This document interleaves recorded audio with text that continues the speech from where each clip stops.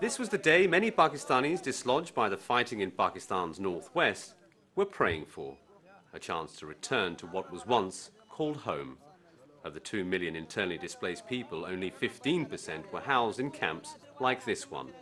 Jalazoi camp has hosted around 80,000 IDPs over the past few months, and today around 200 families from Swat voluntarily return to their homes in buses provided by the government. We are very, very happy to be going home.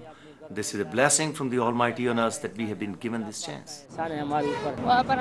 We are happy to go back to our own place. We know that the government will help us there. We are going back with respect and we hope that there will be peace. We are going with our own will. The return is being overseen by the substantial military presence in the Swat, Malakand and Buner regions after Taliban militants were forced out. Many analysts and NGOs criticize the government for its hasty decision of launching the operation in the first place. Much of the infrastructure in the Swat region was severely damaged in the months of fighting. Power and water supplies have been shattered and the reconstruction is expected to take many months.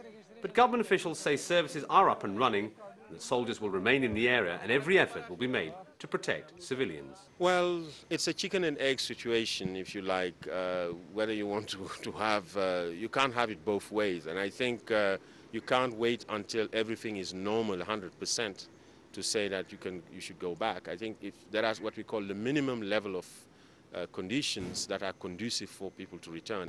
We're here at the Jalazoi camp aboard a bus taking the IDPs home. 125 families have returned and another 3 busloads are going. They just want to know what's going to greet them on the other side.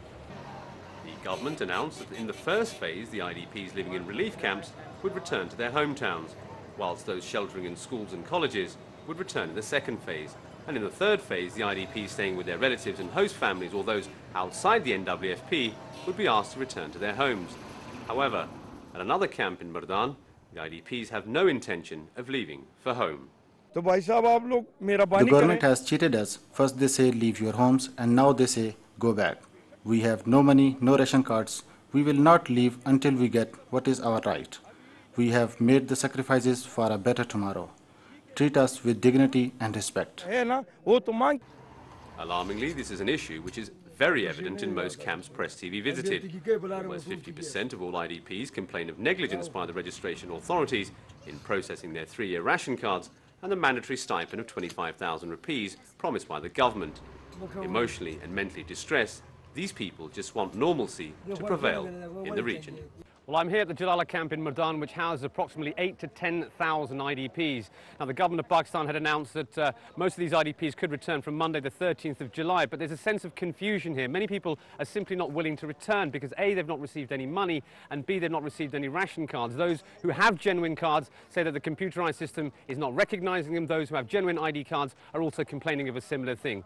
As you can see behind me, the tent is registering people to go home, but it's simply a confusing situation because there's nobody from the authorities here and nobody willing to speak to these people to address their issues. Addiel, Press TV, Mardan.